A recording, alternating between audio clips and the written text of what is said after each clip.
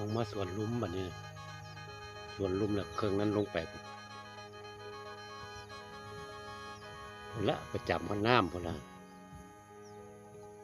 สวนลุ่มมันหลายก็สวนเทิงอีกถือว่าปีนี้บ้านทิศหนึ่งก็ถือว่าปลูกสำเร็จแล้วเสียหญ้าเสียยุกอยู่สวนเทิงกันเอาทีว่าเบิ่งเห็นห้วยเห็นเฮาสวนลุ่มนี้พอปลูกได้ก็สิปลูกเบิ่งมันสิเพี้ยนนั่นทั้งเทิงกันได้บ่มันหมอกว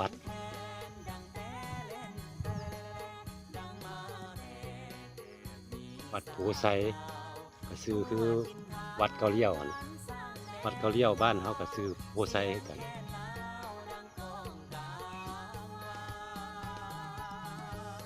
มียืนอยู่ในสวนลุ่มนี่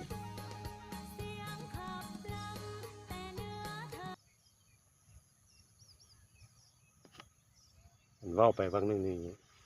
น้ำไม้หัน10,000เมนโลเด้อ10,000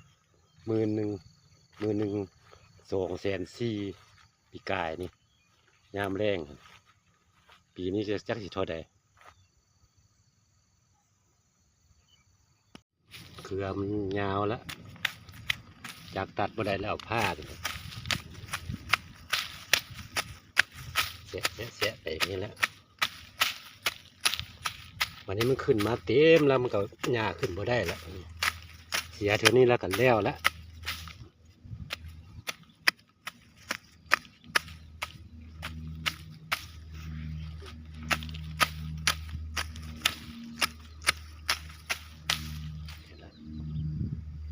โอ้ผักกุ่มตัวนี้จุกไว้เลย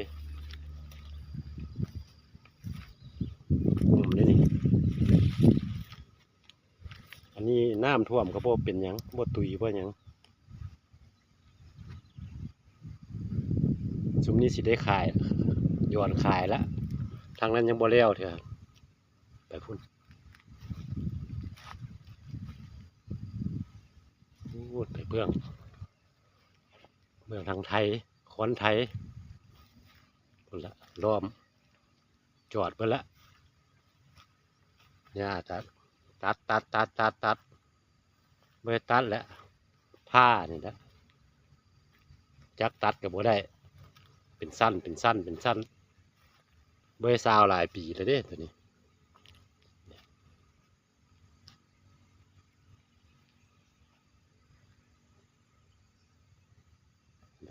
สุดสัวตา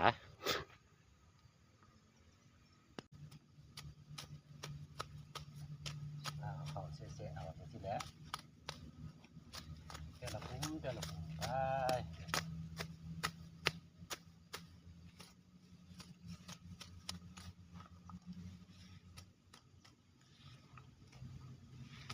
สาวหัวสาวสวน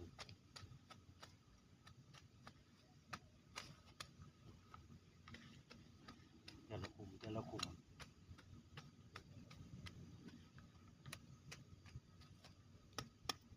ขายแล้วพี่ย้อนไปเท่านึงแล้วขายได้แล้ว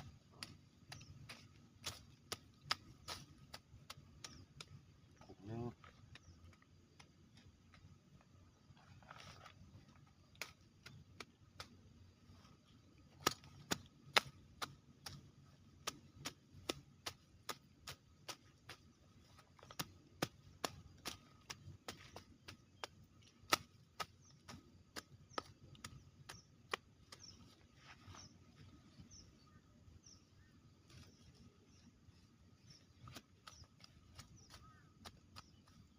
แซงนี่ขึ้นไว้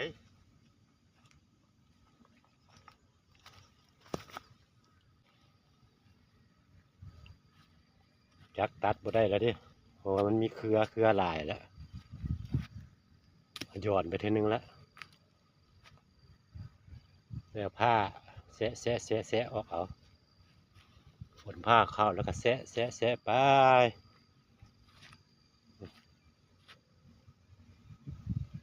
เบื้องนั้นได้ขายแล้วเบื้องนี้ยังได้ตาม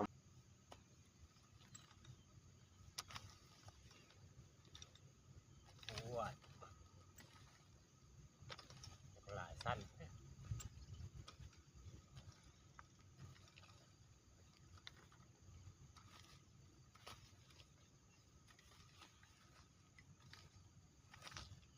เมื่อคืนนี่ก็ฝนตก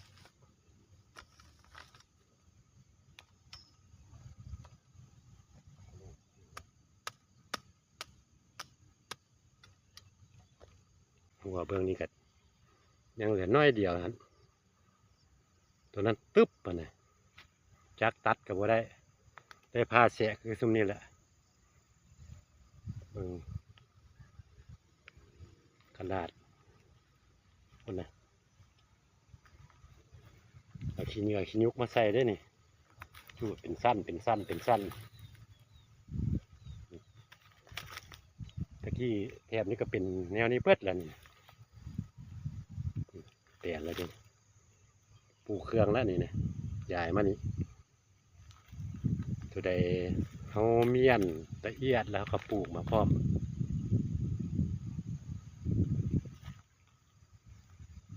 ปลูกไปทั้งหลังได้ขายทั้งหน้ายังสิไปฮอดพุ่นนี่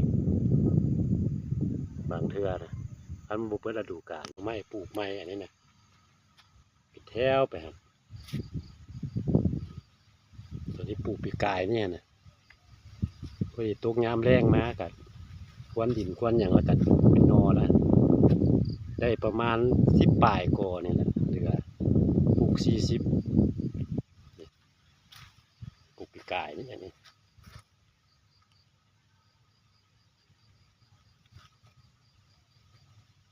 แต่ขายปีกายนี่ก็หน่อไม้9 กอก็ยังได้หลายปีนี้เพิ่มอีก10 กอได้10 กอ10 ปลายกอนี่แหละตอนนี้ยังบ่มีราคาเริ่มสิมีราคาแล้วหน่อไม้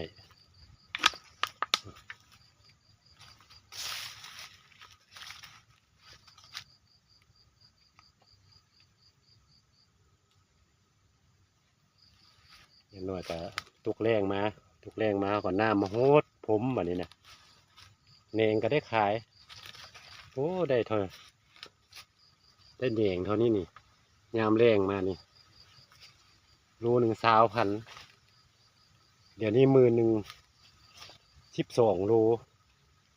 40,000อันนี้คนยามแรงนี่โอ้รู1 200,000 200,000 ปลายก็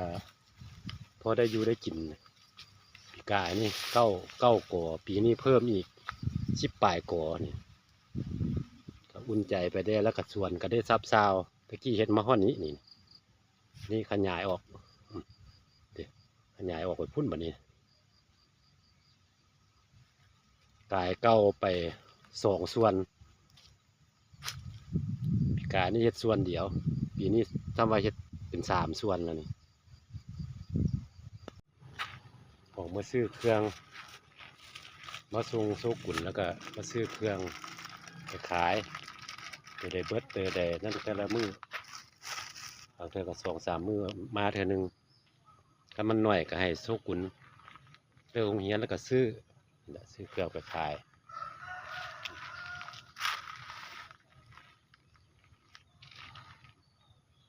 นี่อยู่สถานที่วัดด่านคำโอ้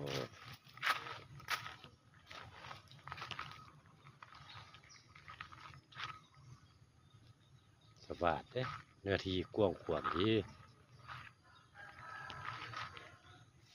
เป็นบ้านคนเบิดและตะกี้เป็นหัวเป็นสวนข้าบนสร้างวัดสร้างฝากตัวนั้นไปก็เป็นตลาดอันนั้นหอยาพงคำ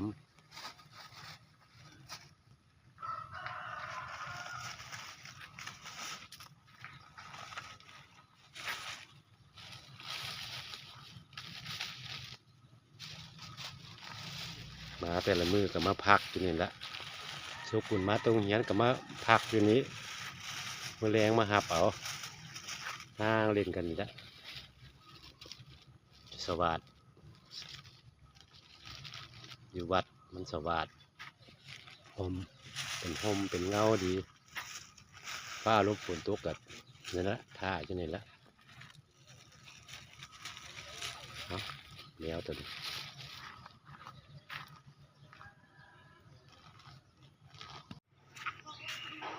มึงลูกเข้ามาแต่เฮ็ดเวียกสิเมื่อพักอยู่ดอนโอ้ยไปเฮ็ดเวียกอยู่ทางปากลายฝากน้ำจั่วก็ไว้ก็ได้บอกจั่วนั่นนะเข้าเฮียนกับลูกก่อนนะ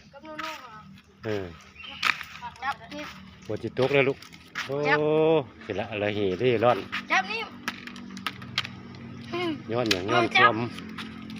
บ่มีอยู่มีกินเนาะจ้อยดิอันนี้ได้เอาไปบ่ไปหรอกก็นอนก็มีของยุงก็เนาะจมไปน้ำเนาะบ่มีดอกยุงไง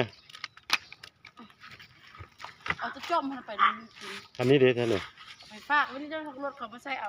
รถไทยรถไฟนุ่มแฮะไปไม่ใส่บ่มันก็บอกอยู่ว่าแต่ว่าอยู่ในห้องพระของเราจะได้นาน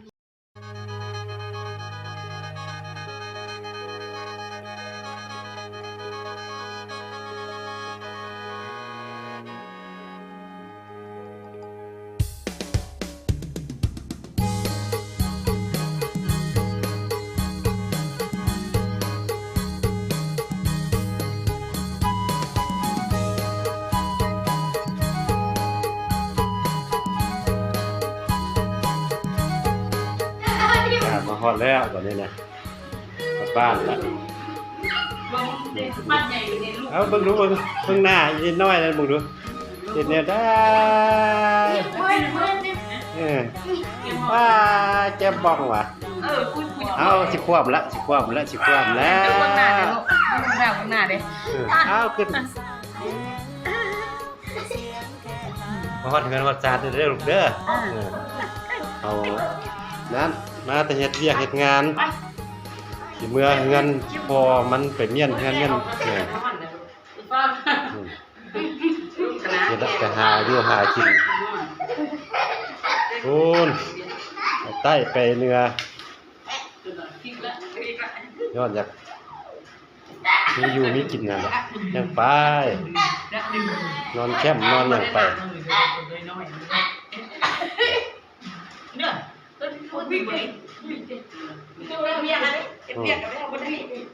เอาไปเข้าเลยยังไม่ได้เกลือเท่าเป็ดอ่ะเพราะว่าเข้าเลยขายเครื่องเนาะคนมาซื้อเครื่องนี้ขายเครื่องแล้วก็เข้าไปในพี่ขายมื้อนี้ก็ฝนตกแดดฟ้าวหาก็เล็กน้อยก็และตากฝนตากยังมาเสียละว่าเดือน11 19เดือน12ยังมีฝน